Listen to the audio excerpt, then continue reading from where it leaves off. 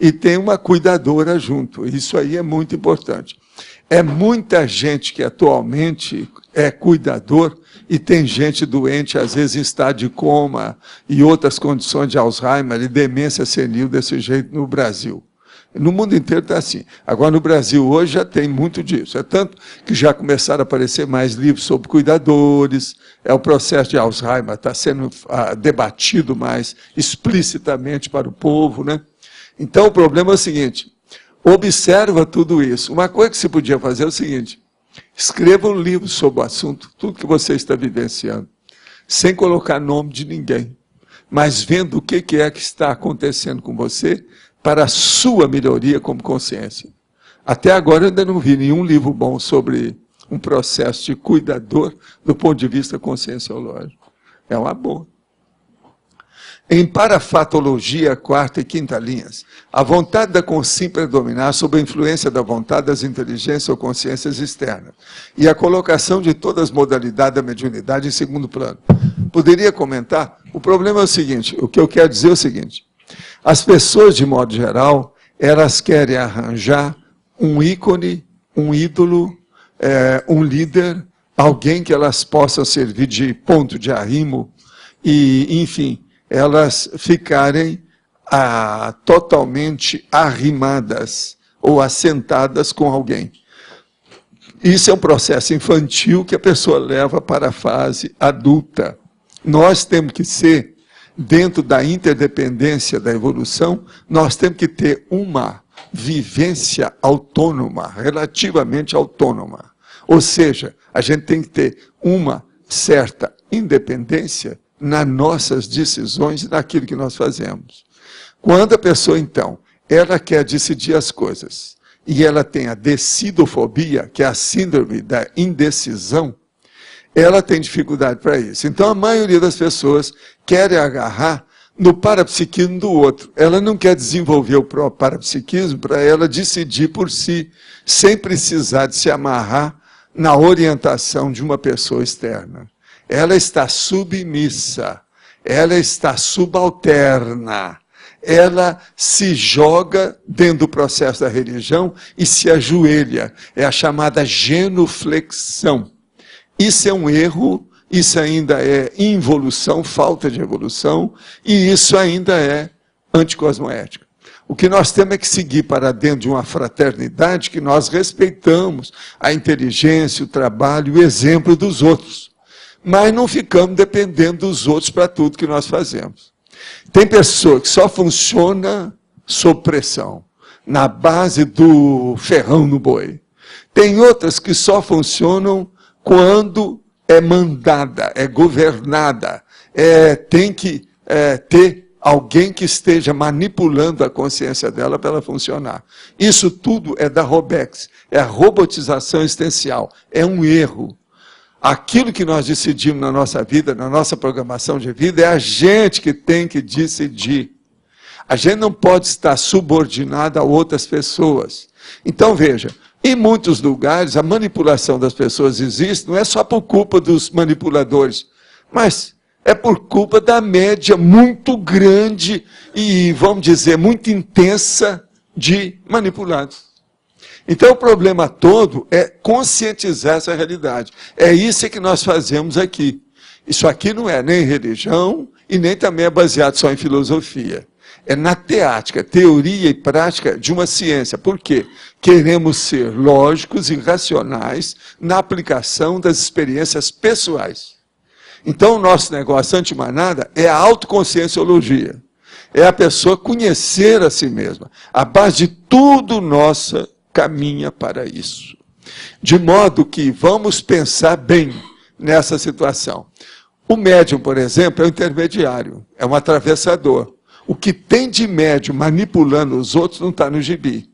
O que tem de médium que vai mexer na energia e ele vampiriza aqueles que estão aparentemente, entre aspas, pseudo-assistidos, eles estão para ser assistidos, mas não são. Eles às vezes estão sendo vampirizados. Isso também é muito sério do ponto de vista, porque as pessoas não têm noção do nível de energia e nem sabem trabalhar com esse processo de energia. De modo que Vamos entender aqui. A vontade da consciência predominar sobre a influência da vontade das inteligências ou consciência externa. Quem manda no seu micro-universo é você. Se você não domina você, tem assédio, subjugação, possessão. A colocação de todas as modalidades da mediunidade em segundo plano. Sem dúvida. É isso que nós estamos tentando fazer aí. Por quê? A mediunidade, antes de mais nada, ela é secundária. Por quê? É o hétero parapsiquismo, não é o auto parapsiquismo. Olha, eu vou falar mais uma vez a última. Como é que a gente faz com isso? É o papel todo. Faz assim. Olha, eu Essa é a terceira vez.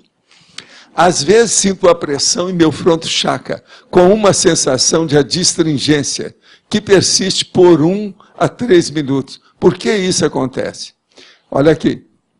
A primeira coisa que você tem que examinar se você não tem nada de processo de sinusite. Existe sinusite aqui, aqui, aqui, aqui. Precisa ver se você tem, seu nariz corre, qualquer coisa, se tem mau cheiro no nariz, se tem alguma coisa nesse sentido. Tem que excluir essa possibilidade, porque a sensação de adstringência, às vezes, é um problema de alergia, e que é chamado de alergia, mas que às vezes é um processo de sinusite. Agora, se isso persiste por 1 a 3 minutos, então você vai anotar essas coisas todas, ver quando é que dá, quais as circunstâncias que isso ocorre, e anota, e depois vê uma média daquilo que está ocorrendo, para você descartar a parte propriamente orgânica, fisiológica, no caso patológica do seu corpo, e ver o que tem de processo extrafísico. Se o seu fronto chakra estiver desenvolvendo, o que parece mais é o latejamento. Ele faz assim, ó, e no meio, não é de lado nem de baixo, é aqui. Aqui ele faz assim. E outra coisa, você vai começar também a ver pequenas sombras e condições por causa do início da clarividência. Se isso ocorrer, vai ser um processo parapsíquico bem claro. Por que algumas pessoas, ao fazer tal, se esquecem do max-fraternismo, encarando que o assediado deve ser isolado e ignorando ao invés de assisti-lo? Sei que a Conscienciologia não prevê que seja assim, mas o que leva as pessoas a interpretar dessa maneira? Olha, o povo interpreta a situação da vida humana de tudo quanto é tipo. O que interessa é a gente não ir no erro das interpretações alheias. E nós temos a nossa interpretação por nós mesmos, dentro de uma cosmoética, da evolução e da priorologia. Agora, ó, como eu estava mostrando esse caso do papel, seria bom eu falar uma coisa também. Para aqueles que às vezes me perguntam muito sobre técnica de estudar e tudo isso, eu queria dizer o seguinte, ó, isso aqui é um porta-livro. E você, ó, regula aqui. Isso é muito fácil de fazer, e tem muita gente que já vende isso aqui. É o melhor processo para ler livro. Ler livro deitado aqui, ó, não é o ideal, não. O melhor é aqui. Outra coisa, isso aqui é uma lupa simples, que ajuda também quando a letra é pequena, porque isso força o seu olho. Com o passar do tempo, você vai ler muitas horas, isso é negativo. Agora, isso aqui é muito bom. Esse aqui, por exemplo, tem um antiparo aqui, para a folha não cair. Tem uns que tem um antiparo maior, para não cair nada, que aí fica encaixado. Entende? Agora, é preferível esse desse jeito assim, que é mais fácil você pôr e tirar. Senão o outro dá problema para a gente. Agora, o que eu vejo é o seguinte, para uma pessoa ler durante muito tempo, o ideal é isso. Ela deixa papel aqui que ela anota, ela lê aqui, ela usa o que ela quiser, ela passa as folhas, porque aqui pode dobrar, pode colocar um livro, pode colocar um papel, pode colocar um caderno, tudo junto. Esse porta-livro, então, é essencial para quem lê muito. E eu aprendi isso aqui quando eu estava no ginásio. Eu tinha 14 anos. E é uma das coisas que eu uso na minha vida inteira. Minha biblioteca sempre tinha alguma coisa nesse sentido desde pequeno. Que é o jeito da gente ler durante muito tempo. Ler na cama não é o ideal. Ler de qualquer maneira, não é o ideal. E nem é ideal ler em cima da mesa. Então, presta atenção. Isso aqui que seria ideal. Por exemplo, lá no nosso tertuliário, nós vamos ter uma prancheta para a pessoa colocar o laptop, essa coisa toda. O laptop, em parte, já é assim. Porque o ecrã, quer dizer, o visual ali entende? Já é mais ou menos em pé para você. Olha bem como é que é isso. De modo que, se você lê muito, arranje isso aqui. Isso é barato, tem todo dado aí. Nós mesmos aqui já vendemos isso, muita... Né? Na Mega Store tem. Seria bom. Quanto está custando um desse? 120 esse aqui, né? É. Agora, ó, tem uns que são muito leves. Não use esses leves, tem que ser pesado. Porque senão você vai mexer, o negócio cai. O ideal é igual esse, que é de madeira, pesado. E outra coisa, é para o resto da sua encadernação. Quer dizer, pode usar brochurado, mas é para a sua encadernação, ou seja, para o resto da sua vida. Vale a pena. O que fazer quando há divergência de ideias e posicionamento com o amparador? Se posicionar ao contrário, posso perder o amparo? Esse está brigando com o amparador, está danado.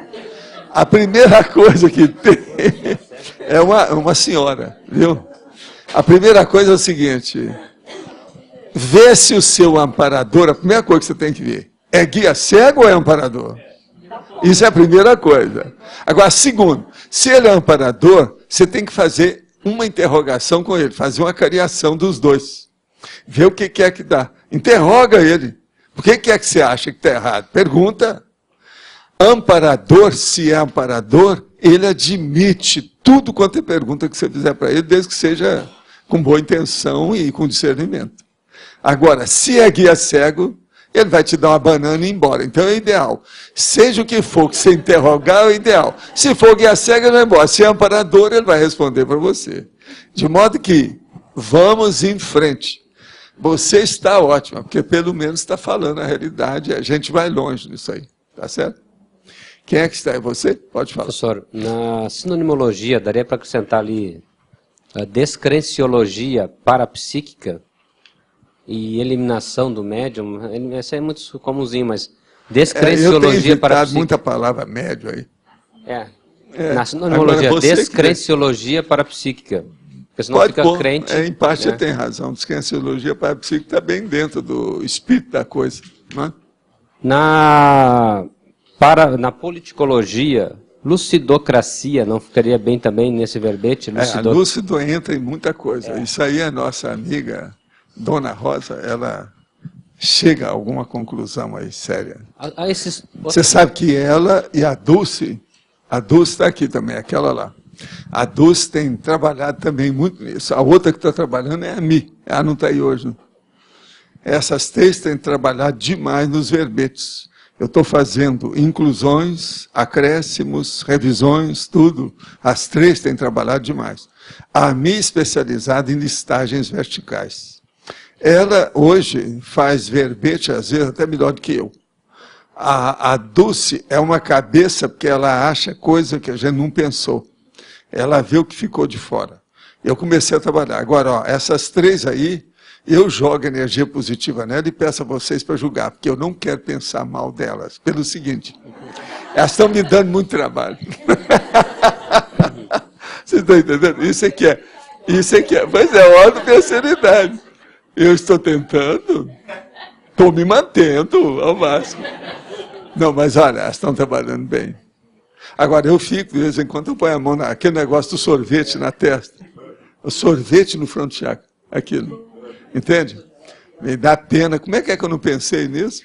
Agora, ela não, está de fora lá, urubu servando, depois já passou muito tempo, chega lá com aquele, pinça e põe.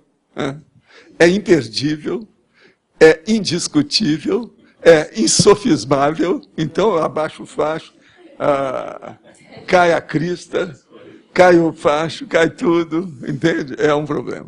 Agora aqui, gostaria de entender melhor o Código Pessoal de Cosmoética. Olha, o Código Pessoal de Cosmoética, você pega tudo aquilo que você acha que seja cosmoética e que você tem que aplicar nas suas ações de todo dia, começando pela sua autopensionização.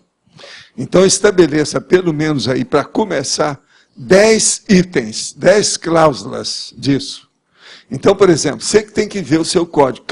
Cada pessoa tem um código individualíssimo, personalíssimo, singular.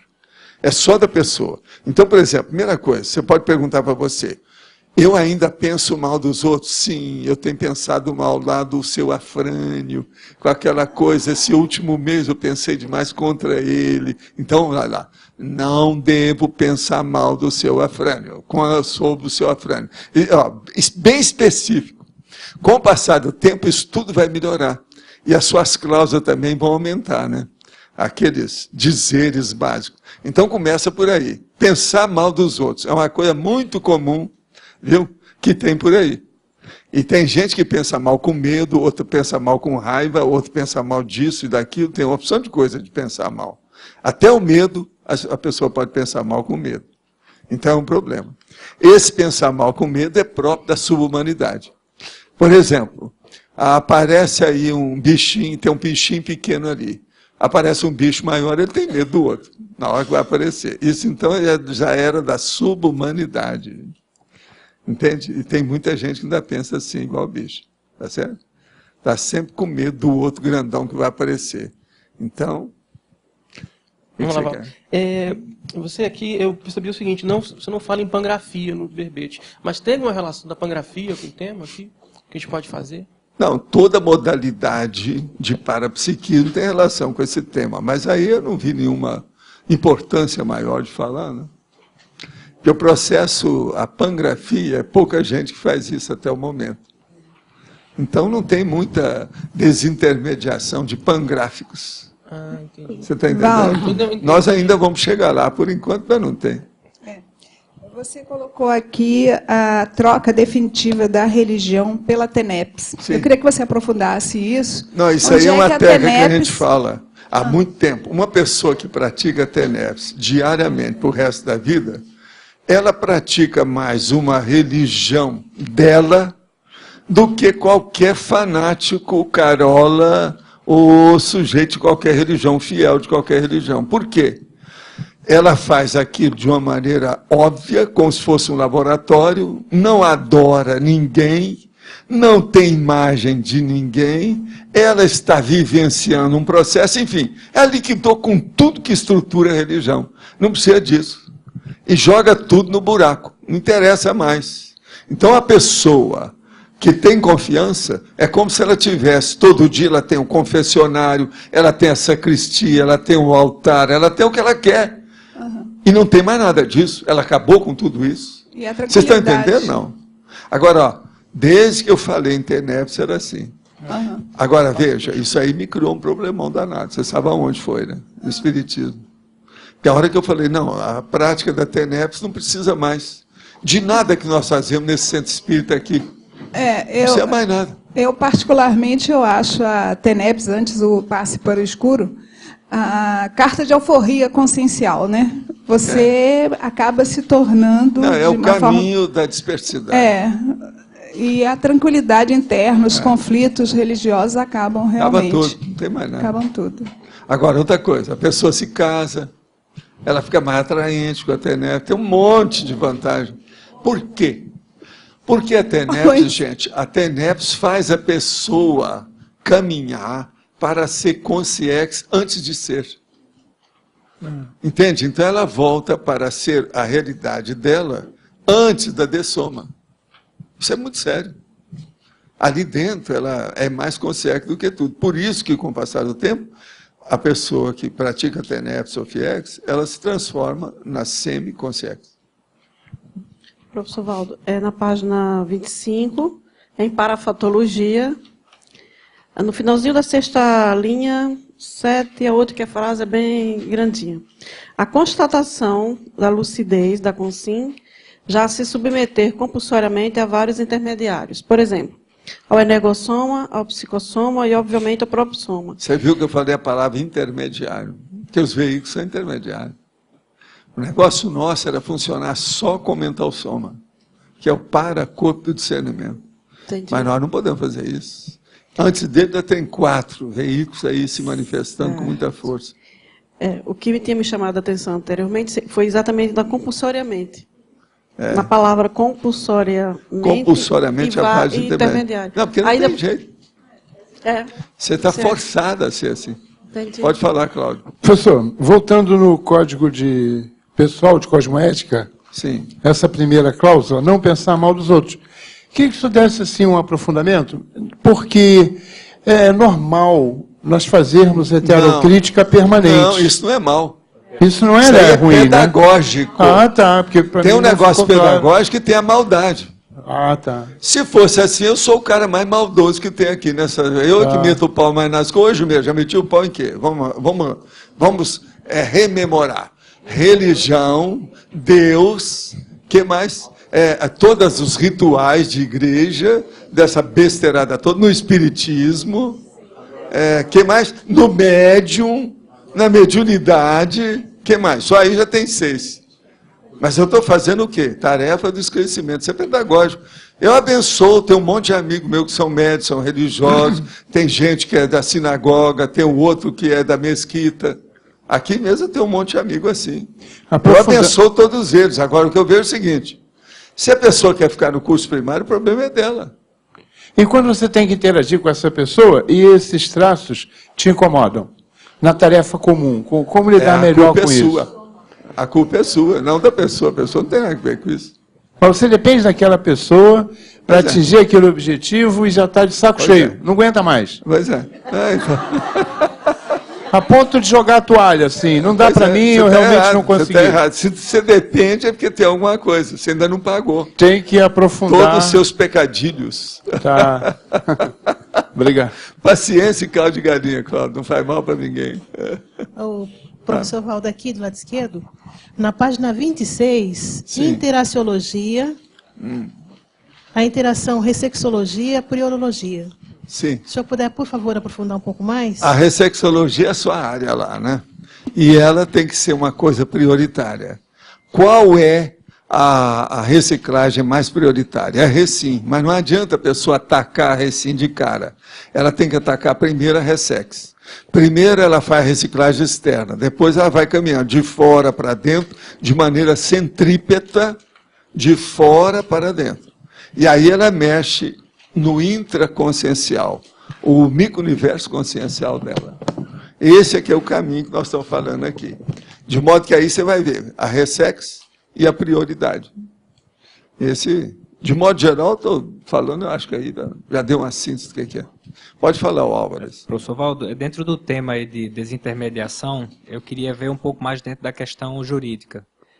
Como é que, atuando como mediador, a gente pode ajudar as pessoas a elas não buscarem tanto a condição da mediação da justiça, elas próprias se resolvessem? O que é que a gente poderia fazer para ajudar mais? Esclarecimento TARES. O trabalho tarístico é para diminuir as ações na justiça. Quanto mais TARES tem, menos ações de justiça vão ocorrer. Isso é óbvio. Por quê? Vão aparecer os acordos. O negócio nosso é se você pensar em acordo. Sobre jurisprudência é acordo. Até, você está de acordo com acordo? Então, vamos fazer os acordos. É por aí. Agora, na jurisprudência existe o acórdão, que já é o estabelecimento daquele princípio básico que deve ser seguido dentro do processo jurídico. Ou entende? Do jurisconsulto. Pode falar. Valdo, hoje você está em segundo plano, você notou? Sabe por quê? Porque você está em cima, né? Você foi para o camarote, o buleiro, está vendo a gente de cima. Antigamente no cinema eles chamavam de puleiro. Lá no Politeama. Sabe? E tinha no centro do Rio havia o Politeama, que era o puleiro. E era o pulgueiro também, que era o outro nome que eles chamavam. Agora, o Politeama era lá na área do cinema. Como é que chamava a área? Cinelândia. Por coincidência, na minha... Praça Marechal Floriano, não é isso? Como é que é? É Marechal Floriano, lá. Está dentro da Por coincidência, na minha cidade... Junto ao Teatro Municipal. Né? A minha cidade tinha um cinema de nome Politeama, que tinha esse puleiro também. Sim. Coincidência. A pergunta é a seguinte... na questão da intermediação positiva, por exemplo, esse P2 seria uma intermediação positiva? E você poderia citar outras, por exemplo? Sei lá. Olha, tem tudo que a pessoa, às vezes, ainda precisa e que é usado é uma intermediação positiva. Mas nós temos que caminhar para ficar livre disso. Você está entendendo? Agora, as pessoas ainda precisam disso, para evitar suicídio, loucura, assassinato, etc. Tal. Por isso que ainda tem muita religião. E as religiões que ainda vão durar ainda mais tempo são essas que mexem com o processo da intermediação. É o processo da mediunidade. Essas intermediações aqui nossas, a pergunta também é essa. Até essas, com o tempo, tem que desaparecer. Isso tudo é pro forma. E eu desejaria que uma opção de coisa já desaparecesse. Entende? Mas nós temos que insistir. Veja bem, gente, quem é que dá aula de 2 horas todo dia? Você conhece alguém? Um dia isso tem que acabar. Alguém vai ter que saber. Isso é intermediação. Agora, o que eu quero é começar a conscientizar vocês. Quem sabe que daqui 100 anos ou 1000 anos não vai precisar mais. Não é isso? Mas nós temos que começar a falar nisso. É ou não é?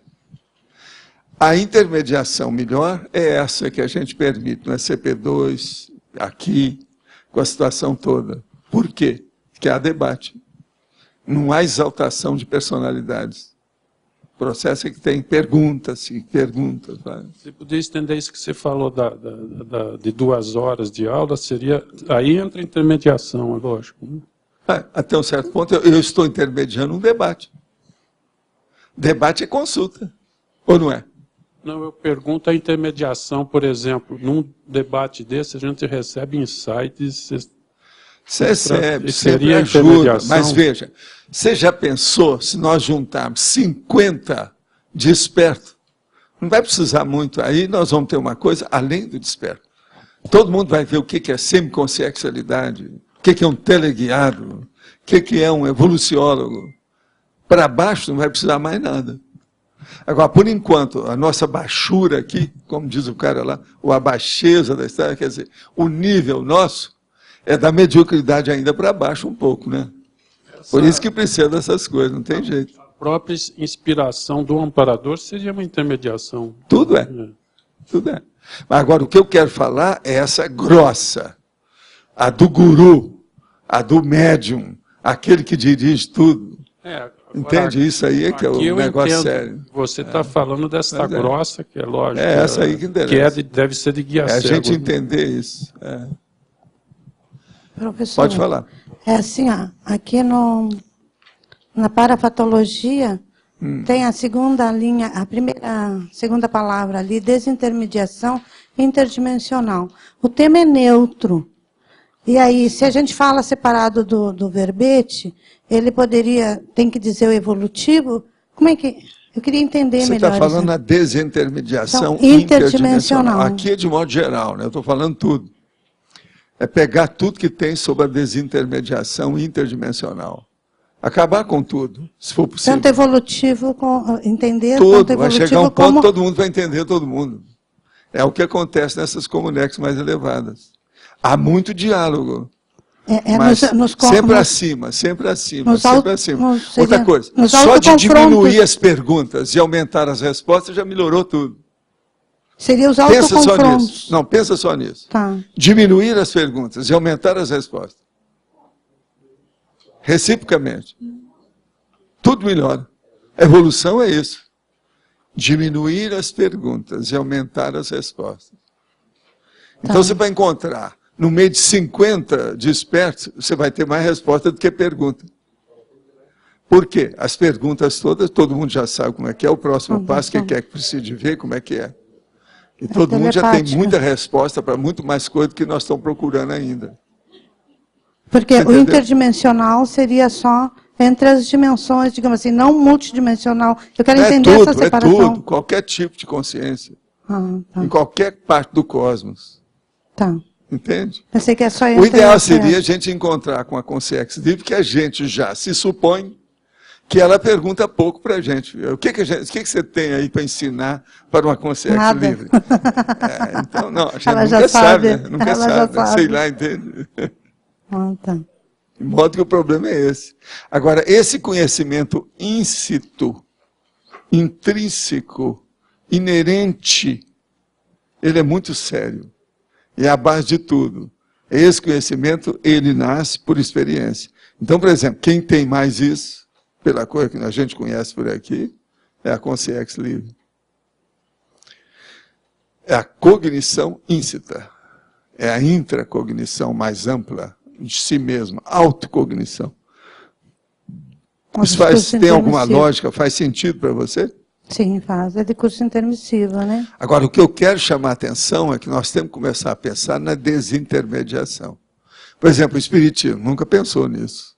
Vocês já viram alguma mensagem falando nisso? Não existe. É só sempre interprisão. E atualmente ainda tem aquela coisa, já fizeram reportagem sobre a indústria da mediunidade, ainda piorou mais ainda. É. Tá bom, obrigada. Okay. Pode falar. Quem é você? Sou eu? Salve, Tânia. Professor, essa questão, a gente discutiu um pouco mais essa questão de ter a resposta, mas sem a pergunta. Não, é porque as pessoas já chegaram num nível, por exemplo, eu estava falando, vamos voltar à hipótese que eu dei. Uma série, 50 despertos estão discutindo alguma coisa. Ali tem que chegar, no mínimo, um evoluciólogo, para eles começarem a fazer pergunta.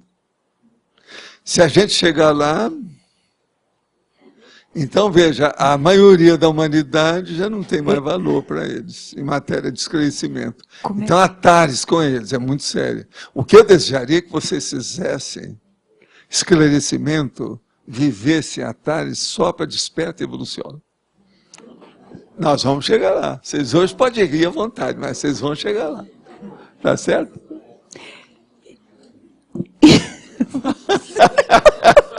Olha o riso dela. Agora, ó, Tânia, você é a nave capitã, mas quem vai chegar primeiro é o Fontenelle. Tá certo? Mas fala. Professor, isso é mais... Beleza. Já assumiu. Isso é mais autopesquisa. Agora fala. Essa questão do só com evoluciólogo, isso eu não peguei. Eu não entendi. Eu não... O caso é o seguinte. Quem é que pode dar uma boa resposta para as indagações pesquisísticas dos seres despertos? Seria um evoluciólogo, não seria? Sim. Eu, você, ou talvez o Loche, não sei, não, o Loche eu fico em dúvida. Professor, ainda há pouco o senhor disse que o senhor está recebendo informações, ideias, sugestões que o senhor está levando... Doce, rosa. Isso aí. Entende? Da Adriana, que não está aqui, etc. E isso aí me empolga, por um lado. Sim. E eu acho que eu sou, todo dia, eu tenho autoconscienciometria com elas. Com esse autoconhecimento, elas com esse conhecimento. São, entende? Heteroconscienciômetras. Todo dia eu tenho coisa nova aí. Como é que eu não vi isso? Mas que lacuna, que lápis. Então, eu já fiz uma coleção de lápis. Que é uma caixa cheia de lápis. Não, esse é o cara que falou, não, mas eu não estou entendendo o que você está falando sobre lápis. Eu tenho até uma coleção de lápis. Eu falei assim, não é lápis, é lapso. Põe aí um O no fim. Porque hoje é desintermediação. É a saída do... Pois é. Entendeu? É a saída de uma condição de dependência dos outros. Agora, por exemplo, com elas, eu não estou na dependência, eu estou numa interdependência muito séria, que é recíproco. Elas aprendem por um lado e eu aprendo por outro. Claro. Agora, eu não sou besta, eu anoto tudo, eu coloco tudo na rua imediatamente, eu fiquei sabendo, eu despejo aquilo e desovo. Eu não fico guardando o ovo, eu desovo. Entende? Essa é a proposta, é uma técnica. Agora, tem gente que está guardando ovo aqui, porque já tem uma opção de livro, mas ainda não publicaram. Então, eles estão... já está na linha de entrar no prelo antigo. Mas você está entendendo? É o pré-prelo. Pré-prelo. Mas, olha, tem sua lógica, não tem? Essa questão. Agora, Tânia, o que eu quero falar, falando sério, a coisa diretamente aos finalmente. O caso todo da desintermediação que eu quero dizer aqui é para esbater essa ideia tão assim intensa e vigorosa que se tem a respeito de mediunidade. Isso tudo é uma bobajada danada. E eu posso falar com autoridade, porque só no Espiritismo eu passei por lá 28 anos. Entende? A gente sabe como é que é isso.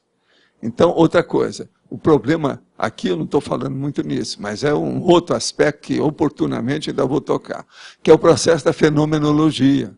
O povo dá valor demais para o processo de fenômeno, principalmente o fenômeno que empolga alguém e que erige para aquela aura da pessoa uma santidade qualquer e coloca ela no lixo.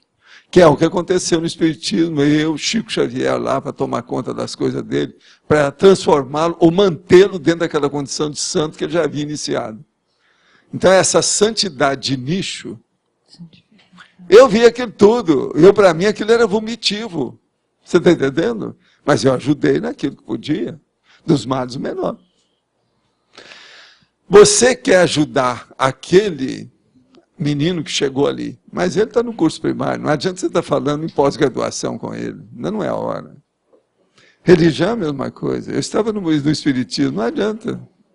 Eles estão tudo no pré-maternal, tem que tratar da turma, levar chupeta, mamadeira, docinho. Está entendendo? É cantar, o meu coração, rimar bastante coração com irmão, entendeu? Entende? Amor com fulgor, né? Sol com girassol e outras coisas mais. Girafa com abafa, não é isso? Essa já é rica. É? Essa já é rica, é verbo com substantivo. Pois é. Já, então, okay, já é uma rima rica. É. Muito obrigada, professor. Tá. Quem é que está ali agora? É você? Sou eu. O senhor tinha falado há pouquinho sobre a Comunex avançada, que lá não precisava da intermediação. Aí eu fiquei pensando que é por causa da linguagem, né? Porque lá não tem... Não, e também, a às linguagem vezes, a própria psicoteca já responde tudo para a pessoa, quando ela precisa. Agora, uma boa parte você vai perceber o seguinte, principalmente para quem é novo, a hora que chega numa Comunex mais avançada, o que acontece mais é uma reflexão. A pessoa vai lá como se fosse um centro de reflexão. É uma câmara de reflexão especializada. Pois é, mas assim, ó, então, mas lá não depende da imagem, ou é uma coisa intraconsciencial? Porque eu estava pensando assim, ó, sempre que tem linguagem, que você precisa de falar ou de escrever, tem uma intermediação. Então, o conscienciei seria, ou a telepatia, seria a desintermediação. Mas lá o caminho já está no caminho. Já disso aí. Já começa a acabar então, com o processo pictográfico. Mas, às vezes, é por aí só que fica. Ainda tem. Entendi. A telepatia, você, às vezes, não sabe o nome daquilo, você sabe qual a estrutura. Isso, por isso que aí já deixa de ter. Isso não tem jeito. Aí eu estava pensando... Agora, o caminho é a gente já começar a pensar que isso tudo existe. Com isso, a gente já tem uma abertura na consciência para pegar as neo-ideias.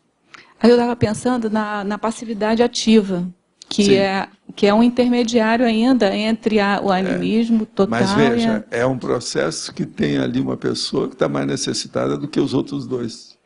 O assistido precisa mais do que o assistente, mais do que o amparador. Você está entendendo? Então, na hora da assistência, não tem jeito.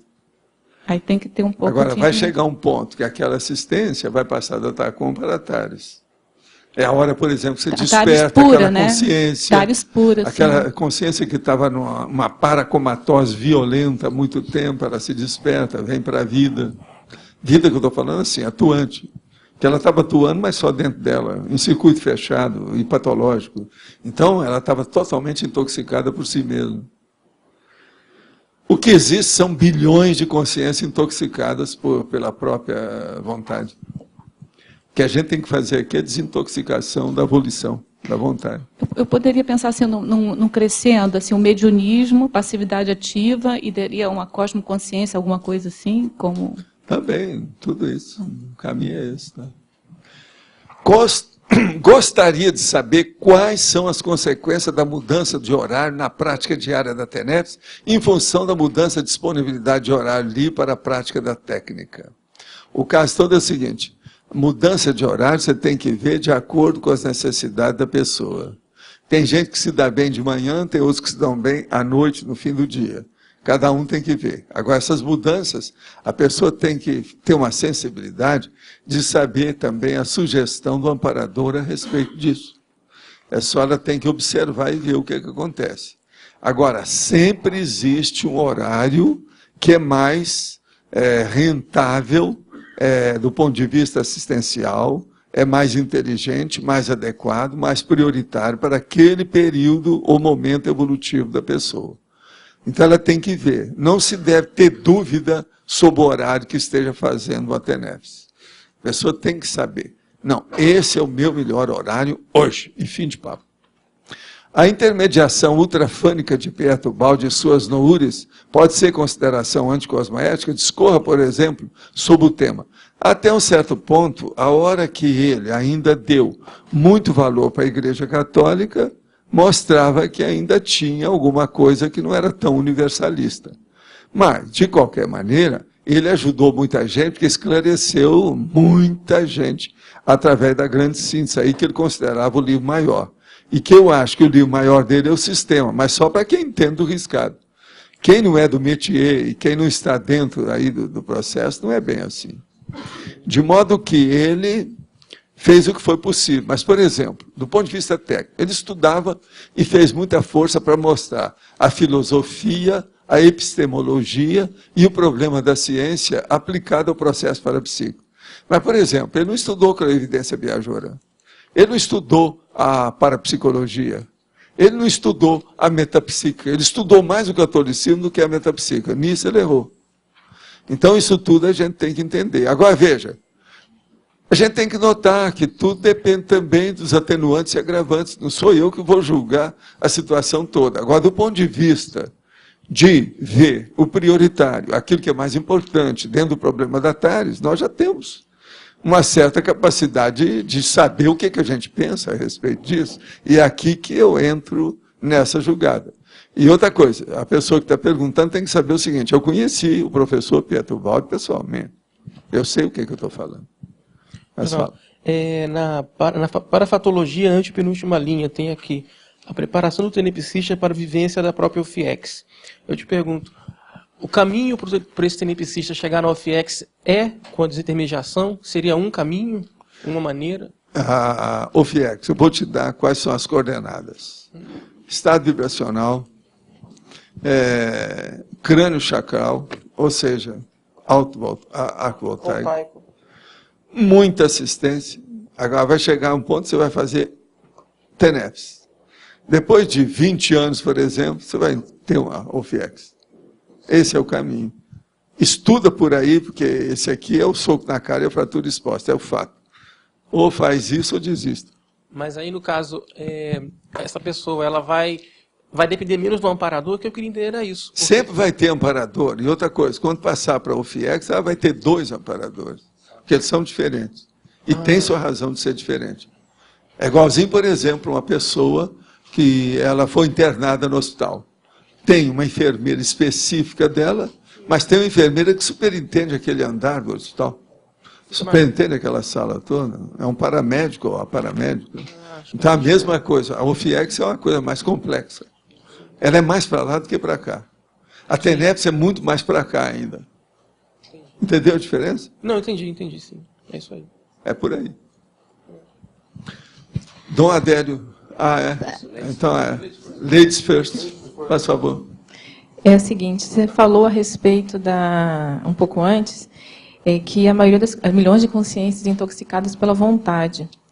Eu queria que você aprofundasse isso. É a vontade sendo o primeiro poder da consciência. O problema todo é a vontade, porque a vontade é que leva para determinar e a deliberação das coisas, aquilo que a pessoa vai fazer. Ela vem antes da intenção. Então, primeiro tem a vontade, que é o maior poder da pessoa. Entende? Agora, aquilo determina a intenção, que vai levar para as atitudes, a deliberação, o encaminhamento, a desenvoltura do trabalho, enfim, a performance. o desempenho pessoal. Então, é muito sério o processo da volição. Se uma pessoa melhora a volição, ela vai melhorar o temperamento.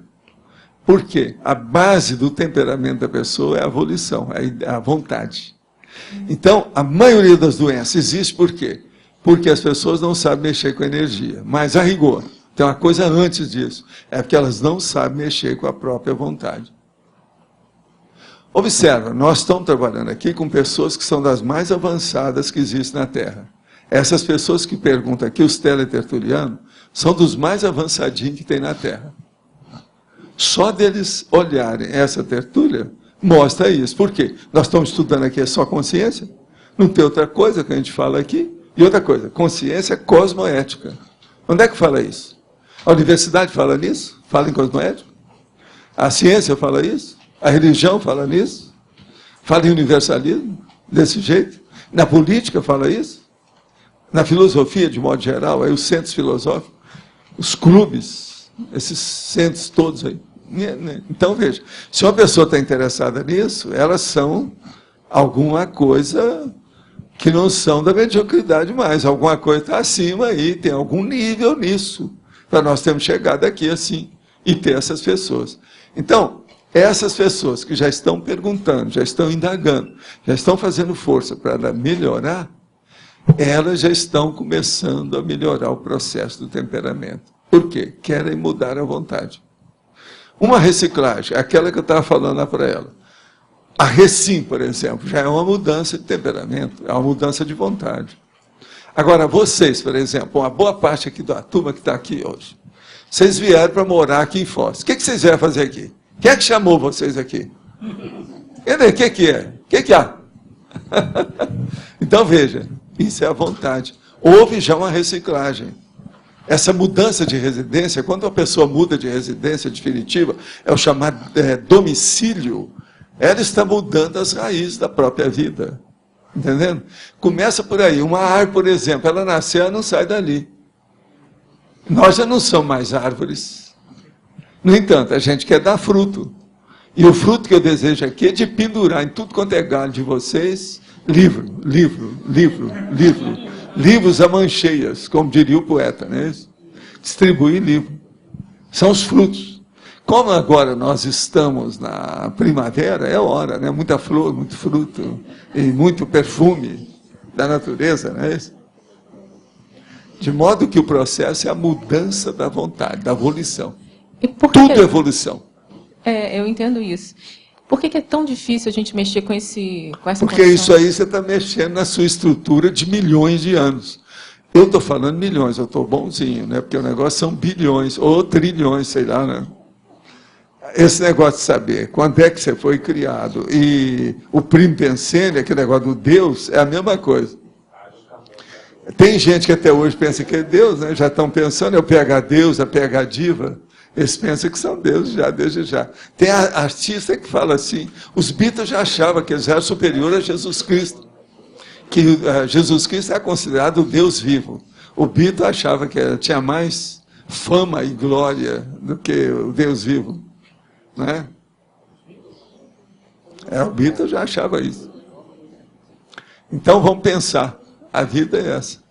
Volição. Voliciologia é uma das ciências mais sérias que tem. Quem criou essa palavra mais fui eu. Isso não é muito usado. Mas veja, essa aí é a mesma coisa. Isso é sinônimo de conscienciologia. Pois é.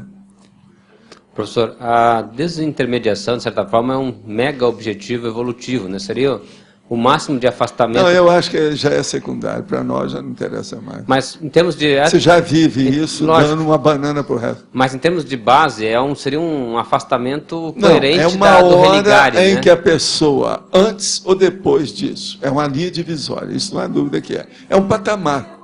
É um patamar dentro da vida. Até mesmo a projeção consciente como fenômeno, ela é um dos principais que Agora, apoia veja, nesse processo. E não é só isso aí afeta a vida total da pessoa. Eu vou voltar à minha condição de cobaia, sim cobaia.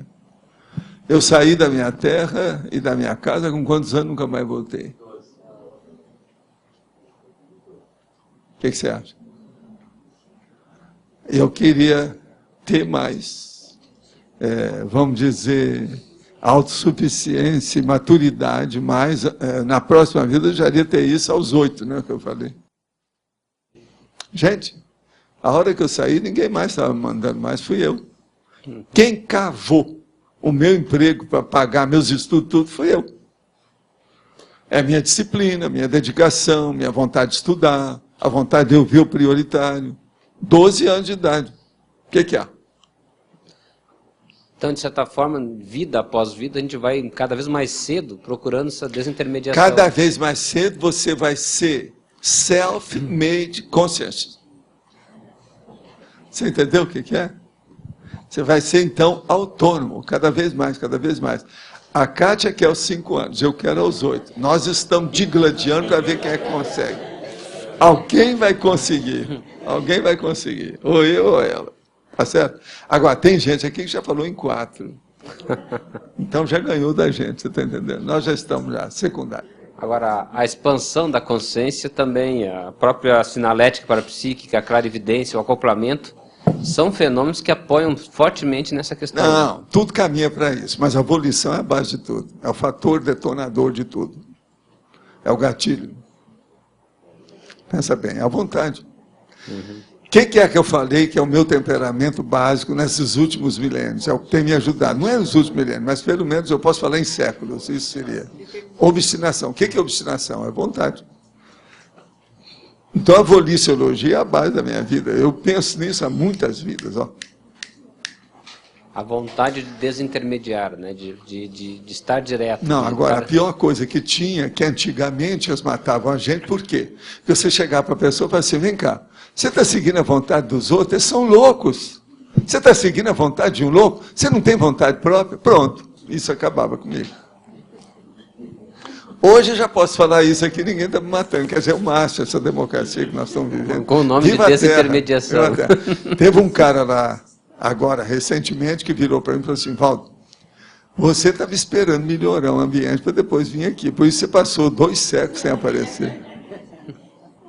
Eu falei assim, só falta isso, né? Só falta isso. É terrível essa, né? Você pensar. Entendeu? Mas é.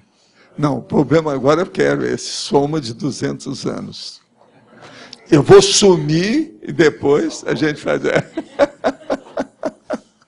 Sumiço para o soma, um soma prolongado, mais assim, né? Errado, enraizado. Agora, você pensou, como é que vão ser as rugas de um cara de 200 anos? Vai ter só ruga. Não, está no rugão. Como é que é o nome dele? Rugão. É só ruga, não tem mais nada. Quer dizer, eu quero ser o rugão, o primeiro rugão da Terra, 200 anos, já pensou? Agora, é capaz de ter outros aí que vão ganhar de mim, né? O Fontinelli, a Kátia, que vai chegar primeiro, então... Agora, ó, se prepare, você vai ser a rugona. Mega rugona, só ruga. Aquele conjunto de rugas. Agora, vocês viram, está acontecendo um fenômeno agora que o povo não está sabendo interpretar, que é o processo dos digitais. A mulher ouve uma coisa e sumiu os digitais do dedo dela. Ela chamava isso de ruga, mas são as marcas digitais da pessoa, dos dedos, sumiram. Ficou liso. Então, você veja, se eles descobrirem o que é, a polícia vai entrar em órbita. Entendeu? Se acabar as digitais, como é que vão ser as coisas? Todos esses filmes vão para o espaço. Você já pensou o tanto de seriados e filmes que tudo está baseado na datiloscopia? Não tem mais nada. Não tem mais jeito. Mas vocês viram a notícia que apareceu agora recente? Eu quero seguir aquilo. Se alguém vê mais alguma coisa sobre a internet, arranja para mim que eu quero ver isso. Eu quero ver, porque eu sempre falei sobre esse negócio de digital. O processo do dedo. Eu falava sempre, lembra no Instituto, no início, ainda falava assim, ó, medicina ainda tem muita coisa para a gente estudar. Por exemplo, aqui, ó, na ponta desse dedo, tem uma opção de coisa que o povo ainda não sabe. Ó, aí, já está aparecendo mais uma. Agora, você sabe por que eu falo isso? Eu tenho um dedo meu aqui que tem uma marca. Eu tive um paranício. Eu sei o que é paranício, que é a infecção que dá aqui. E eu sofri para chuchu. Só de dar anestesia no paranício, já você sobe pela parede várias vezes, torna a voltar assim. Você sabe aquele negócio de bater que o peso sobe até lá em cima? Você faz aquilo 10 vezes. O negócio não é fácil. Ano que vem a nova identidade, aí já vem com um chip. Pois é, a nova identidade. Você já pensou isso no Rio Grande do Sul? Nós estamos perdidos. Vai ser nacional. Não, e aqui, ó, na fronteira nossa, isso aqui é uma coisa muito séria aqui para nós. A datiloscopia aqui é seríssima. Uma cidade fronteira, se de saber todas as digitais de todo mundo, como é que é, né? Uma outra coisa, você já pensou tanto esse negócio digital, que a pessoa só mostra digital agora para entrar numa porta, numa coisa, a senha? Isso tudo também vai por água abaixo. Eu estou doido para ver isso aí, entende? Já estou preparando 200 barrigadas de riso se o negócio for real. Eu quero ver o que vai dar. Não, já pensou? Todo mundo lisinho. Não, esse aí é liso, ele não tem. Não tem. Professor Valdo, os trabalhadores dessas pedreiras, né, eles não têm digital. Porque eles trabalham, aqueles que trabalham ainda na marreta, na mão, assim, perde a digital. Pois é, mas precisa de saber, eu nunca vi muito estudo aprofundado. Por exemplo, um livro sobre isso. Você lê livros sobre datiloscopia, mas não sobre o processo de digitação, ou a digitalização, ou digitalismo, ou a digitologia. Quase que não tem isso. Tem. Ô, professor, as massagistas também. Eu estava lá com a Pedronilda, ela estava falando que mas, quando ela foi tirar a digital, eles estavam desesperados, estava sumindo a digital dela. Às vezes some um pouco uma coisa ou outra. Agora, esse outro que aconteceu agora é que sumiu tudo. Mas sabe por quê? Qual foi o motivo? É isso que eu quero saber. Ah, entendi. Eu sou uma pessoa que faz pesquisa. A pessoa que faz pesquisa é curiosa. Eu sou um cara curioso. O dela aqui quase não tem digital. O dela, tá falando, né? É lisinha.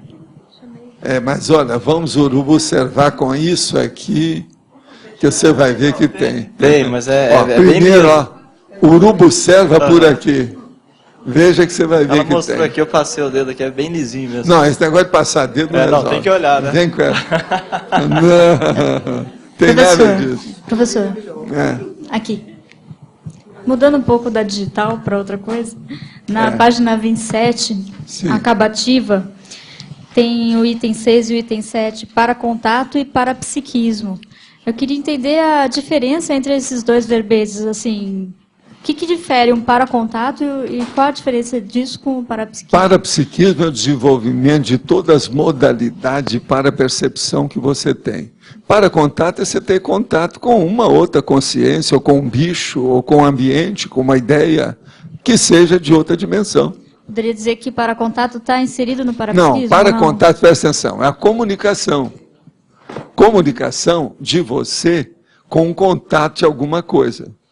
Isso não quer dizer que seja só para perceptibilidade. Agora, o parapsiquismo tem um monte de modalidade de tipo. Você está entendendo como é que é? É um tipo, é o jeito, é o modo. Você podia falar até um certo ponto que o paracontato poderia ser incluído no parapsiquismo. Então. Mas não é a mesma coisa. Você está entendendo? Sim, está inserido, mas não é a mesma coisa. É igualzinho, por exemplo, a anatomia humana. Você falar o nariz e a perna. É tudo anatomia humana, mas não é a mesma coisa. Entendeu? Sim. Outra coisa, na masculinologia e na feminologia, poderia colocar em vexólogo, já que o Márcio não está aqui para falar. Aquela. Vê se precisa. Aí não tem nada, né, que diz respeito para eles. Tem Olha inversor bem. existencial, mas não tem invexólogo. Ah, tem inversor existencial, tem ali, ó. Mas não tem invexólogo. Não, mas invexólogo eu não ponho em todas também, não. Tá entendendo? Já coloquei inversor, já é uma grande coisa, vocês não acham, não? É o que está faltando aqui, é inversor, não é invexólogo. Professor? O lobby está formado, o negócio é sério. Agora, o urubu serva bem o que você vai pôr, porque senão quem vai sofrer uma pressão vai ser você.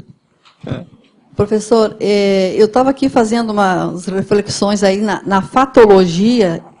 É uma frase bem pequena, mas parece que isso aí é o que está levando, o que vai levar a vivência da autorreciclagem evolutiva? Evolutiva. É sim, o que você quer? Pois é, já se falou aqui, algumas pessoas, você falou também sobre o CPC, o Código, né, de Cosmoética, e eu estava fazendo aqui, pensando aqui com meus botões, que eu abri um arquivo para mim, no meu laptop, para fazer registro das minhas queixas e reclamações.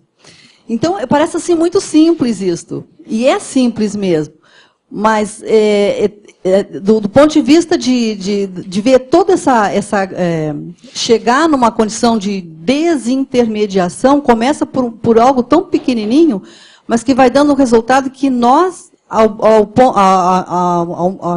à medida em que vamos trabalhando com isso, que vamos percebendo no nosso dia a dia o que se faz, né? Então, no ECP2, até falei com algumas pessoas, elas ouviram, então quero aqui dar a minha prestação de contas também, se alguém quiser adotar abrir esse arquivo, que é simples, é muito simples. E você falou aqui, várias vezes sobre isso. Não é só isso. Lá no ECP2 eu já falava. Vai chegar um determinado ponto que seria bom uma pessoa específica fazer uma pesquisa de todas as perguntas que se faz para o EPICOM. Gravar tudo. E fazer, por exemplo, 10 ECP2 com EPICOMs diferentes. E ver a média de perguntas. E ver se essas perguntas estão evoluindo ou não.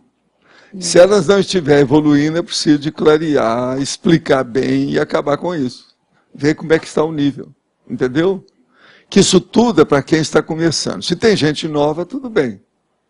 Agora, por exemplo, se são sempre as mesmas coisas, mais ou menos do mesmo jeito, porque todas as perguntas que tem para a EPICOM é sempre de uma decisão pendente. Isso é a média de 99% delas todas. É uma decisão pendente, a pessoa tem que decidir alguma coisa. Então aquilo ali é a última rácio, é a última instância que ela tem para perguntar. Entende? Até um certo ponto é igualzinho a mensagem psicografada pedida por uma pessoa. Agora, então, isso aí eu já tinha falado no ECP2 há muito tempo. Eu não sei se já está na hora de fazer isso.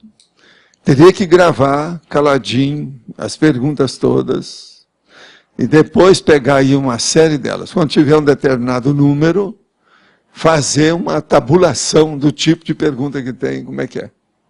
Estudo é para fazer pesquisa. O ECP2, está assim de coisa para ser pesquisado. Ele é melhor do que o ECP1. No ECP1 é ainda muita enfermaria. Agora, no ECP2, não, já tem agenda da convalescência, já está no jardim, já estão andando na cadeira de roda, já é diferente. Já pode ser pesquisado mais, você está entendendo? Lá dentro, não, tudo está na cama. Tudo estendido. Mas você não acha que é uma boa? Não, eu acho sim, mas esse questionamento que eu trouxe aqui tem uma relação direta com o ECP2, porque eu estou falando logo depois de um ECP2, mas não ocorreu a pergunta no ECP2. É que eu venho fazendo isso há algum tempo, e eu comentando com algumas pessoas, elas se interessaram. Então, eu estou aqui querendo trazer a minha experiência. Lógico. É uma boa, vamos estudar. Qual o papel do EPICOM, epicentrismo, no processo da desintermediação? O papel do EPICOM, ele é o último dos moicanos, do ponto de vista de resposta aos outros. Seria o último a fazer uma coisa dessa. Mas agora, o EPICOM, antes de mais nada, ele tem que ser um parapsiquista. Se ele não for, está danado. Então ele é um sensitivo. Então o papel dele é de sensibilidade, ele tem que ver as coisas. Porque tem uma coisa também, ele às vezes tem que agir sem pergunta nenhuma de ninguém. Se eu fosse esperar o povo perguntar para eu agir, eu não teria feito nada do que eu fiz na minha vida. Entendeu o que é? Então o epicentrismo consciencial é muito mais sério do que a gente pensa. Ele extrapola o processo de pergunta e resposta. E extrapola também o ECP2. Entende? Aí vocês vão começar a ver que eu tinha razão, a hora que eu pedi para o Magister sobre os EPICOMs. Você está entendendo a extensão disso, a profundidade? Coisa mais séria. Agora, gente, EPICOM, ele já é o 7 ali, ele termina a primeira metade dos 14 que a gente estuda. Tudo começa a mudar ali. Agora, olha, ele é 35% serenão, quer dizer, 1/3. Caminho é sério. Volta mesmo, você comenta essa ajuda do Magister. Seria de que forma essa ajuda dele em relação aos EPICONs? Qual que é a forma de atuação? Você quer que eu te fale o que é que eu já cheguei à conclusão depois desses dias todos? Ele é especialista nessa turma, né? Está na cara. Agora, eu captei o negócio sem ninguém me falar, né? Não sei como. Mas você sabe, tabulando as coisas, vendo uma coisa ou outra, vendo o que a gente precisa. Ele é especialista em EPICON. Especialista em epicentro consciencial. Ele é doutor no epicentrismo. assunto. Agora, eu penso que existe o especialista em desperto, o especialista em semiconsciência. Eu já falei isso aqui, não foi? Já não disse? Especialista em teleguiado. Todos são evoluciólogos. Professor Valdo. Então, às vezes, nós já estamos recebendo, pelo menos, de EPICON. Vamos ver agora o próximo. E qual que é o de desperto, por exemplo, que seria aí um negócio mais... Né? Vai chegar um aí que é especialista em desperto. Aí o Fontinelli vai passar aperto. Mas olha, você quer falar alguma coisa? Você falou do Magíster. E o transmentor, ele teria, assim, algum ser que... O transmentor, ele lida conosco, mas de uma maneira mais abrangente, né? Eu já falei isso aqui, ele é mais generalista. E ele está dentro dos processos da monja, né, diretamente. Outra coisa, quando eles se revelam e aparecem, é porque aquilo já é um trabalho que já está ordenado, já está condicionado, a coisa já está caminhando, entendeu? Agora, ele e outro aqui é uma cometa, né? Apareceu uma estrela cadente. A gente não sabe se ele vai voltar, etc. Entendeu como é que é? Agora, o outro não, ele está no nosso firmamento, é uma estrela que está fixada, entende? Falando em superstar, ou popstar, ou o que mais que tem? Para-estar. Para-estar eu não posso falar, senão o Fontinelli vai achar ruim. Professor Valdo, não, é interessante que eu não fiz o ECP2 desta vez, mas assim, ó, eu percebia as repercussões que o ECP2 estava proporcionando na CCI. Eu fiquei praticamente andando, né? Eu trabalho no final de semana e tal. Então, foi bem interessante isso. Porque... Ajudou? Sim. Então, tá bom. Se você não caiu da cama, né? Aquilo que eu falo. O cara falou, eu sonhei com você, eu tive uma projeção com você. Você caiu da cama? Não, então tá ótimo. Assim eu vou dormir em paz. Mas as rebarbas, né? As rebarbas, assim, do ECP2, foi uma coisa, parece... Aí a minha pergunta é assim, o Magíster estava aí? Não, tinha gente dele, porque quando ele veio, tinha um monte de pessoa, porque quando aparece evolução, geralmente está assim, igual o Serenão. É uma personalidade plural. Então ele deixou algumas pessoas que apareceram aí ainda um pouco. É o contrário. Porque a gente viu que a coisa foi forte, energética aí no campo. Foi bem... Primeiro informe que não tem religião e não pratica mediunismo, mas gostaria de ser esclarecido quanto ao fenômeno. 2 pontos. Se a mediunidade é um fenômeno natural, por que não serve? Se não serve, por que existe?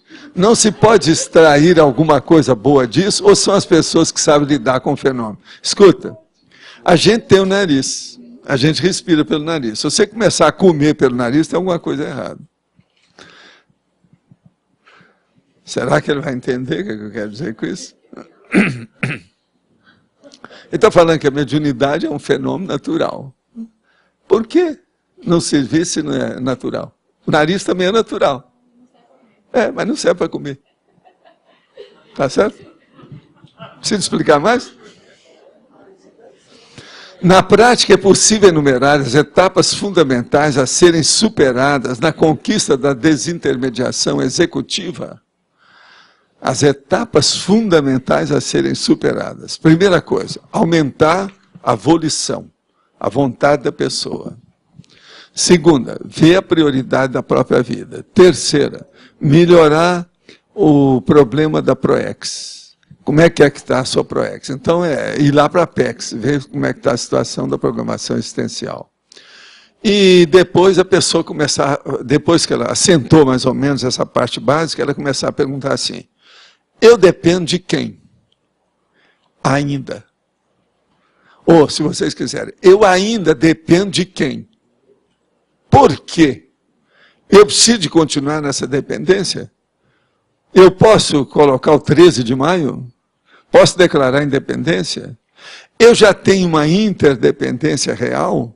Até que ponto que eu sou interdependente? O que é que predomina em mim?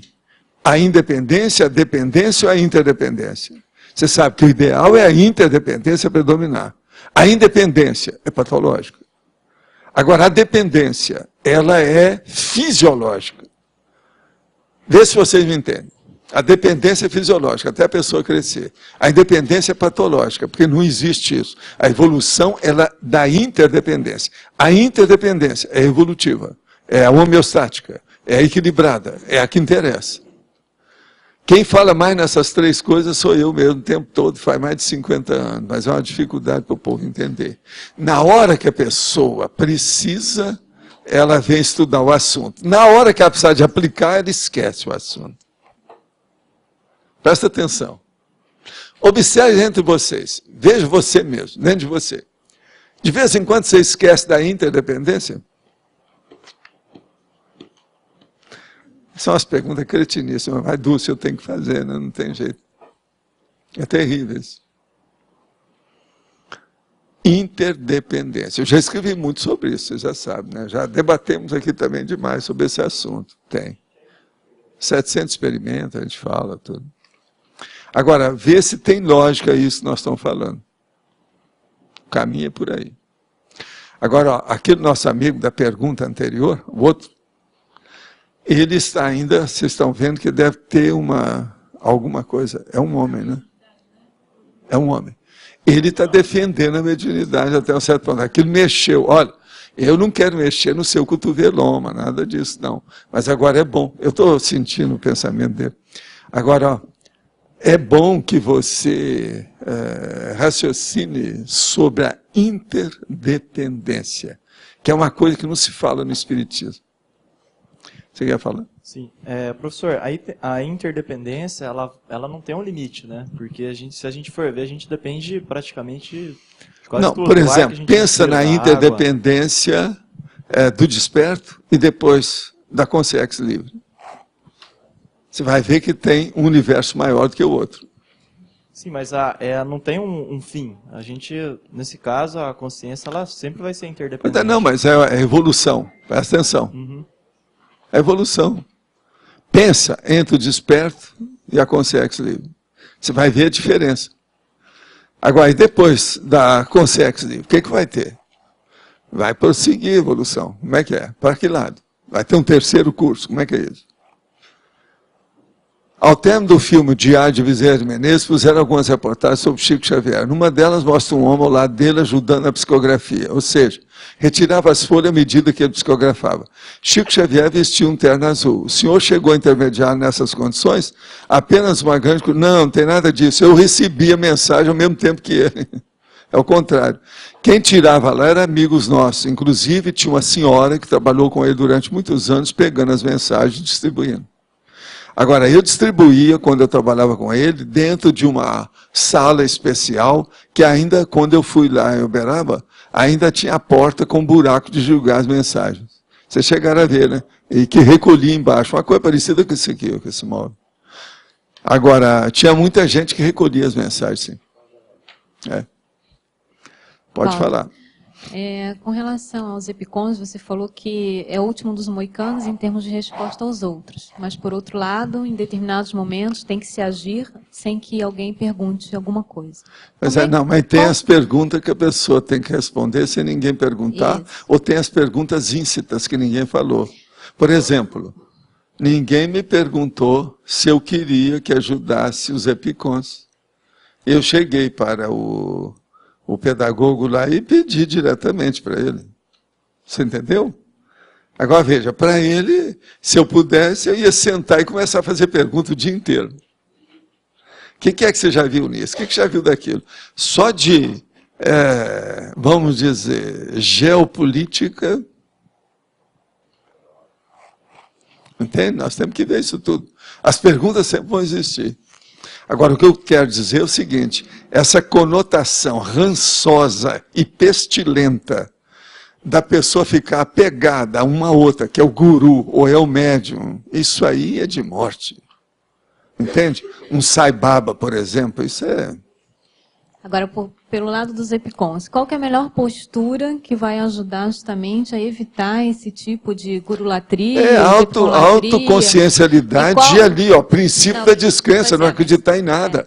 Mas como que lida com a hora de se responder mesmo, de se falar sem ter Sempre perguntas tem que nenhuma responder. ou de não, No de não SCP-2, responder? se há pergunta, se já colocou lá a sessão de pergunta, é para responder o que perguntar. Aquilo é a técnica. Agora, vai chegar um ponto que vão fazer muita pesquisa para ver. Precisa de continuar com essas perguntas ou não? Mas tudo bem. Isso dia, tudo isso vai evoluir. Mas será que está na hora? Talvez ainda não esteja. Não, perfeito. Isso está dentro do curso, dentro do contexto. Eu estou falando assim em situações do dia a dia, porque ultimamente até deu algum problema com relação a isso. Né? Aqui, ó, hoje mesmo eu falei lá embaixo para uma pessoa. Toda pergunta para mim, em tese, eu já abordo como sendo inteligente. Eu penso sempre bem de quem vai perguntar. Falei isso hoje lá embaixo com a pessoa que eu atendi lá embaixo. Escuta, se eu não fosse responder pergunta, eu não precisava quase que ir mais no... Porque eu converso com vocês aqui, não preciso ir lá. Eu vou lá toda manhã. Mas tem alguma postura que pode ajudar mais? Porque que a gente observa que também tem assim, tem uma má interpretação ou tem um mau uso do que muitas vezes os EPICONs falam. Às vezes entendeu? você tem o seguinte, se predispõe e dê passividade ativa para que o amparador preencha o que está faltando. Que às vezes o amparador vem e fala, ó, está acontecendo isso.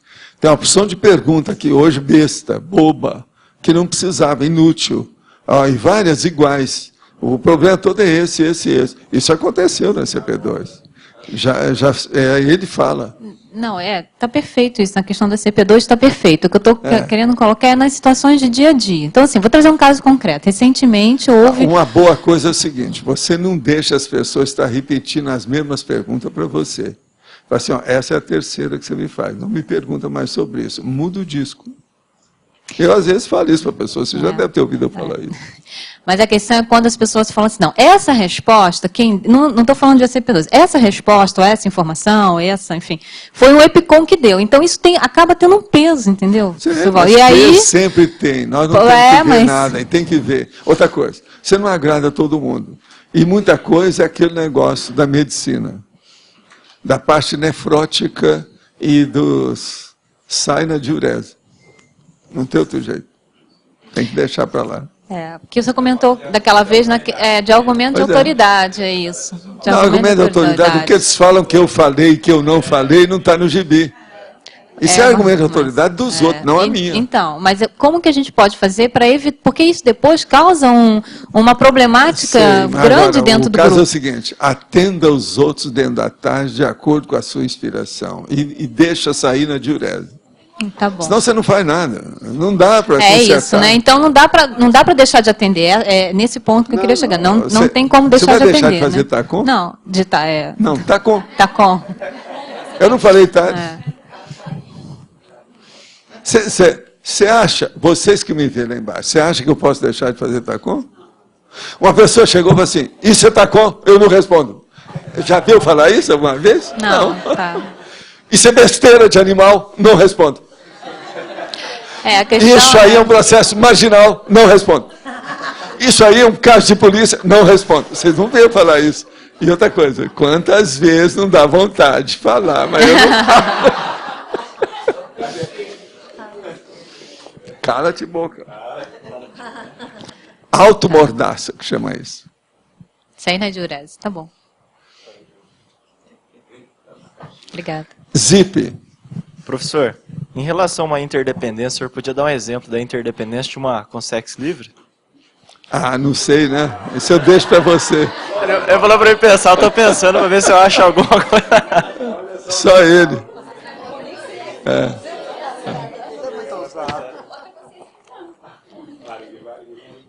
Não.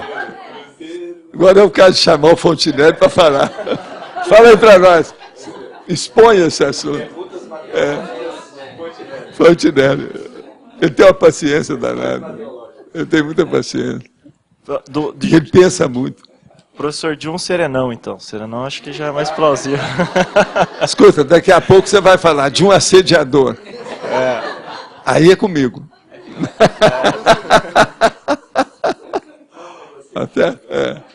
Não, vai abaixando aí. Faz mais. Aqui, reduz, faz um desconto. Abaixa o preço. Qual é a sua oferta, né?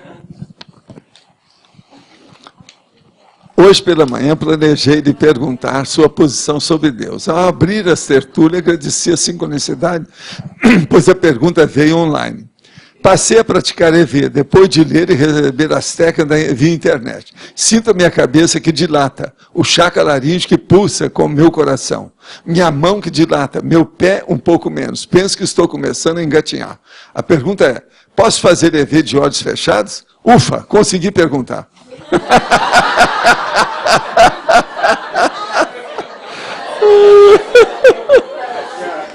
Você sabe de onde veio isso? Da França. Osvaldo, só deixa aqui falar uma coisa. As últimas duas perguntas eu tive que abreviar um pouco para você poder responder, porque elas foram muito extensas. Aí eu, só para a pessoa saber... Essa aí veio diretamente da França. Essa tá? foi... Vocês saberem. Não fala onde é não, só isso. Não, eu abreviei, mas só estou explicando para a pessoa como você lê. Se eu não consigo fazer elas mais breves, não dá para passar para você. Faça o EV, leva a coisa em frente, que você vai se desenvolver cada vez mais. Agora, EV a gente faz deitado, faz de pé, pelado no banheiro, de maiô na piscina, debaixo do sol, na chuva, na sombra, sentado no galho da mangueira, chupando manga. Que mais, hein? E, eu acho que por aí, agora você vai ver que em qualquer posição, é assim que a gente explica. Ela ainda não leu nada que eu falo sobre EV, porque eu falo em qualquer posição, debaixo do sol, na chuva, nisso. O fato da maior parte das perguntas feitas aos epicôns da CP2 ainda versar sobre questões de cunho decisório pessoal não denota por parte das pessoas um alto grau de maturidade e a falta de real assimilação dos ensinos propostos pela Conscienciologia, ou seja, na prática, teoria diferente? Não. Não seja pessimista. Examine as pessoas que chegam lá. Elas não estão acostumadas a decidir dentro do nível de cosmoética. Uma boa parte do povo que chegou nunca viu falar em cosmoética. Chega dentro da Conscienciologia que escuta a primeira vez isso. A hora então que pergunta, está tudo certo. É um modo de clarear os pensamentos, afirmar uma condição, está tudo correto, não tem nada disso. Eu não vejo nada de demais nisso, não, é mais do que natural. Uma outra coisa, nós estamos num período de transição. Vai chegar um ponto que nós não vamos precisar disso. Quanta coisa já não precisa mais? Por exemplo, essa pessoa não viu como é que era o centro da consciência contínua. Se for comparar o que havia no centro da consciência contínua com o que nós temos hoje na tertúlia, não dá nem para... Está sendo totalmente diferente. Aqui já está tudo definido, o nível é outro. Você lembra, né, da história lá? Ele estava lá no início. Pois é. Tudo é diferente.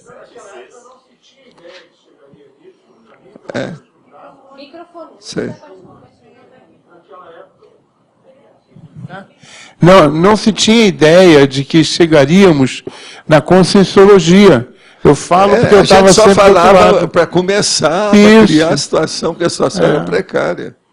E outra coisa, se a gente não falasse de fenômeno, ninguém apareceria. Atraía muita gente. Tinha que ter um fenômeno. O elemento atrator. É verdade. Agora, você lembra que eu falava, eu tenho que tirar esse centro da consciência contínua da paternidade e do paternalismo no meu bolso. Eu quero fazer uma empresa que seja igual às outras, você lembra? Uma instituição aberta, democrática, onde todo mundo participa, mas onde todo mundo também tem a responsabilidade. Foi aí que você foi lá, falou com a Pia Steiner para a gente começar a fazer os estatutos iniciais. Ainda havia uma restrição de aceitar receber dinheiro pelo trabalho. Foi quando nós criamos os cursos pagos. A ideia geral era dar de graça o que recebeu de graça. Isso ainda era forte nas pessoas. Foi um negócio. Agora, essas pessoas que estão chegando agora já estão vendo o bonde andando há muito tempo. A coisa era muito pior antes. Se a gente for analisar, aqui mesmo, a Isabel que está aí desde o início, quanta coisa do CAEC, da época da cooperativa, que nós já superamos tudo. Hoje é outra vida, não tem mais nada, o nível é outro. Até a paisagem mudou toda, né? Não só a paisagem natural, como a paisagem artificial das construções. Tanto de construções que nós temos aqui. E naquela ocasião eu falava, ninguém admitia, nem a turma de repórter, o povo da televisão, ninguém admitia nada. Eu era um visionário. Agora, ó, vocês já pensaram? Nós temos 1.640.000 metros quadrados. Se você colocar o metro quadrado a 35 mil, quanto que dá isso? Faz o cálculo aí. Quem é que tem aí? Quanto que dá isso? 1.640.000 metros quadrados. O metro quadrado a R$ 35. Quanto que dá?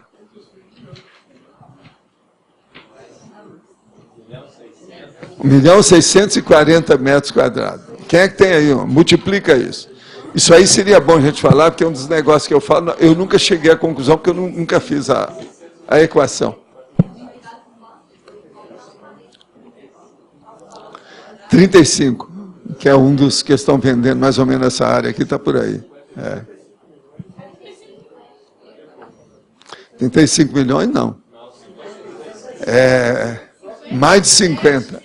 57 milhões. Agora, 57 milhões agora, você vê, o dólar está a 2. Então, 57 divide pela metade. Hoje ele está a 2, porque está a 1,9016. Eu vi na televisão. Eu vi o negócio hoje de manhã, de propósito.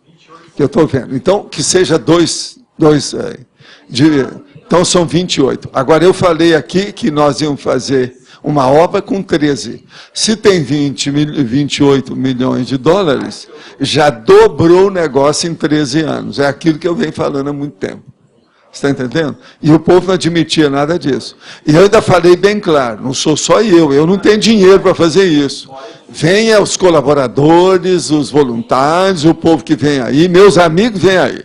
Eu só falava, meus amigos, hein? Não, eu estou falando só o terreno. É, lógico. Não, e não é isso. Fora a holoteca, que o povo nem tem, não tem ali, aquilo ali é uma fortuna. A minha verdadeira fortuna está ali. Minha vida inteira está ali. É muito dinheiro para chegar lá. Além da utilização das gestações conscienciais, qual extrapolação podemos ter para ajudar na implantação do holopensene da paz? Olha, paz, seria bom você ler sobre o Homo sapiens pacíficos, que é um dos livros mais sérios que eu andei escrevendo. Ele tem 1.584 páginas, e tem um dos capítulos, e uma série de capítulos dele, é sobre pacificação e paz. É bom ler. O livro é denso, terrível em matéria de fonte, e eu chamo a atenção para ele. Eu não falo muito nele aqui, mas um dia desse eu estava falando, eu precisava pegar aqui e ler umas, assim, ó, abrir o livro e ler algumas coisas aqui para o povo, para saber o que é esse livro. O livro é terrível, se você for examinar. Agora, ó, só para nós. Eu, de vez em quando, consulto o livro, tá? Como se eu não tivesse escrito. Eu consulto o livro. O livro é terrível. Não possuo processo mediúnico desenvolvido, porém é mais fácil o meu animismo manifestar-se. Assim seria uma desintermediação? Sim. É o início do princípio do começo. Você já vai dar o tiro de meta, vai começar tudo, é por aí. E coloca o discernimento na frente. O senhor falando de ACP2, lembrei-me de um dos muitos que fiz, quando no último percebi que senti muito chateada quando fui fazer a pergunta e eu sabia a resposta. Então senti que eu estava alugando o EPICOM com os meus chororós. Foi quando decidi fazer pesquisa para buscar as respostas que necessitava. Hoje sinto mais livre e coloquei isso na técnica. Essa foi a minha experiência. Isso é desintermediação das mais avançadas que tem, não há dúvida que é. Parabéns, está vendo? Já tem gente que já está lá na frente. Gente, o povo está crescendo, eu tenho falado isso aqui. Vocês estão pensando que vocês estão lidando com gato e cachorro? Não é. Nós estamos lidando com consciências autoconscientes, vivórias, e é preciso ter cuidado. Vamos respeitar essas inteligências que estão por aí. O negócio é sério, muito sério. Não brinque. Mesmo essas pessoas caladas, é preciso ter muito cuidado com elas. Igual o Silvio lá, que está calado, não fala nada, só vê. Entende? Hein? Pois é preciso de abrir o olho. Mas olha, fala, por favor. Professor, eu gostaria de voltar um pouco no tema a volição. Hoje o senhor trouxe uma explicação bastante interessante. Eu gostaria de saber como descrever da forma mais técnica e mais didática sobre isso. A desintoxicação da volição. Porque assim, eu noto que uma das coisas que mais a gente tropeça é na manutenção e no processo de continuismo de uma tarefa, e manter-se motivado para a tarefa. O que é que piora mais as pessoas? Tem uma coisa que piora. O problema da volição, de modo geral. O nome que a gente poderia usar seria enjoo, enjoamento, saturação, encheção. A pessoa se cansa, ela satura, ela acha enfadonho o processo. Agora veja, isso é um problema da vontade. Por exemplo, você vai mostrar o nível da sua ressexologia pelo nível do seu enjoo. Você enjoa muito das coisas, das ideias, das pessoas, dos lugares, dos móveis, dos instrumentos, das suas roupas. Se você enjoa muito, mostra. Ainda está muito bicho. Se você já sabe fixar no prioritário, você já tem menos bicho. Então, chegou aquela pessoa para mim e falou assim, olha, eu sou uma pessoa que tem muito mais inventividade do que você. Você só tem branco. Branco é como se não tivesse branco, não tem nada. Eu não. Todo dia eu mudo a roupa. Isso não é melhor para dar alegria para o mundo? Eu falei assim, sim, os bichos pensam assim. Isso faz parte do serviço. Agora, quem já superou o problema, não pensa mais, não enjoa. Ele já se adaptou. Eu, por exemplo, não enjoo se o meu corpo é de macho ou de fêmea, ou se eu tenho que voltar aqui como animal. Eu já sei mexer com isso. Eu admito isso. Eu não enjoo à toa. Eu não tenho enjoamento à toa.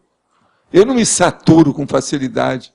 Por isso que o povo fala, eu tenho muita paciência. Isso é falta de enjoo. Vocês estão entendendo agora o que eu quero falar com enjoo, enjoamento, saturação? Isso é uma das maiores doenças da vontade que tem. Enquanto a pessoa está com enjoo, vai demorar demais até ela chegar para fazer uma recim. Tem muita coisa para sair do enjoo até chegar lá. Ela tem que trabalhar muito com esse enjoo. Vocês estão entendendo o enjoo? E tem gente que é assim, né?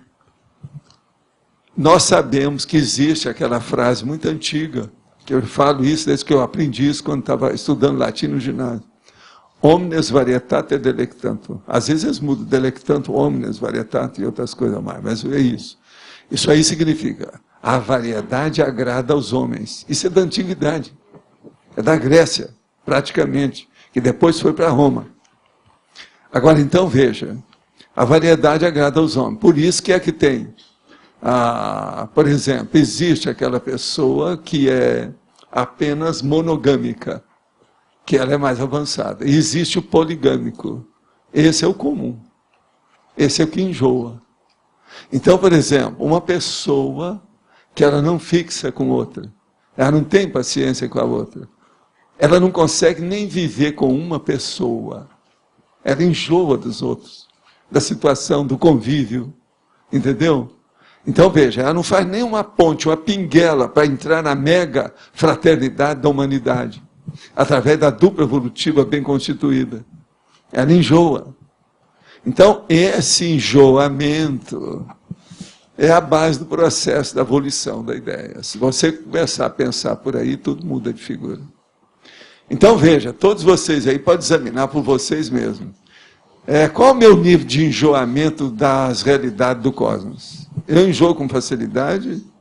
Ou eu tenho já uma certa condição de saber conviver harmonicamente com essa realidade? Tá vendo? Gente, ainda tem mais aqui duas perguntas, que hoje são 24 perguntas. Ainda é muito difícil para mim ter domínio do processo. Não consigo ainda receber informação do extrafísico e acatar. Por exemplo, fui pegar a sandália da minha irmã, recebi a mensagem, não use. Fiquei andando que nem barata tonta, desorientada, depois passou e saí com a sandália dela. Resultado, levei uma queda no meio da rua. Ganhei uma torção e 8 dias de botinha.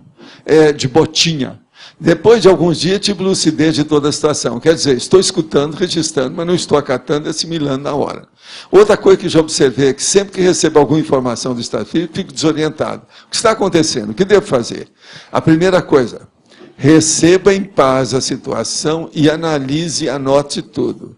Essa sua observação sobre a sandália precisa ser analisada. Por quê? A sandália estava mal assistida, quer dizer, ela estava com energia negativa. Agora, lembre-se, sandália é uma coisa seríssima. Por quê? Ela pega na energia grossa da pré-kundalini, dos dois lados. Sapato é um negócio seríssimo, não se brinca com isso. Então, pense na questão da pré-kundalini para examinar esse caso. E comece a fazer análise mais detalhada desse caso para analisar o resto. Seria possível traçar correlação entre desintermediação de vivência da profissionalidade sadia? O que isso tem a ver com a dependência e interdependência? Olha, na profissionalidade é preciso ter muito cuidado com isso. Por exemplo, o médico. O médico é uma pessoa que tem que responder sem parar as coisas que acontecem. O advogado, idem, do mesmo jeito. Um professor ou a professora, a mesma coisa. Então, se você vai levar na profissionalização da situação, é muita coisa que ainda precisa de pergunta que tão cedo não vai acabar. O questionamento e o questionário é uma coisa que faz parte. Vocês vejam que eu termino quase sempre, a maioria dos verbetes com questionologia. E outra coisa, sempre tem essa sessão nos verbetes. Agora, gente, eu quero dizer para vocês que domingo é variante gramatical. E hoje nós temos 11 verbetes para selecionar aqui na nossa eleição. Pessoal, eu quero dizer para vocês que esse foi o verbete 973 e que eu respondi 24 perguntas. Foi isso? E fora. Você respondeu 24, ainda estão chegando perguntas, serão respondidas amanhã. Tivemos 23 votos online, agradecemos sempre a participação do pessoal que vota. E tivemos aqui no livro de presença 45 assinaturas. Não temos recados hoje. Tem? A Flávia. Podemos ler os verbetes já, então.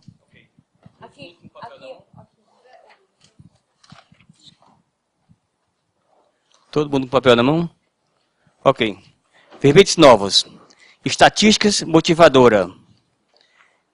Estilo exaustivo. Agora, verbetes antigos. Antimodelo, banco da salvação, banco de esperma, banco de leite humano, interesse transempresarial, presumibilidade, princípio coloquial, refinamento formal, técnica da sexta. Pessoal, deixa eu divulgar aqui para vocês que nós vamos ter 2 eventos de Consincobaia promovido pela Conscius. Um vai ser na dinâmica da Unicim, no colegiado aberto ao público, ao todo o público da CCCI, no dia 11 de outubro, tá? Às 15 horas, é aberto, gratuito. Quem quiser ser Consincobaia, pode procurar o pessoal da Unicim, né? Do Cidal está aqui. Vai ser sorteado na hora, vai ser escolhido e são 70 vagas. Tá ok? E no dia 1 e 2 vai ter o curso Consincobaia na Conscius, vagas limitadas de 15 a 20 alunos, também podem entrar em contato com a Conscius. No caso, é um evento pago, tá certo? Então, qualquer informação, procurar ou a Unicim ou a Conscius. Obrigada.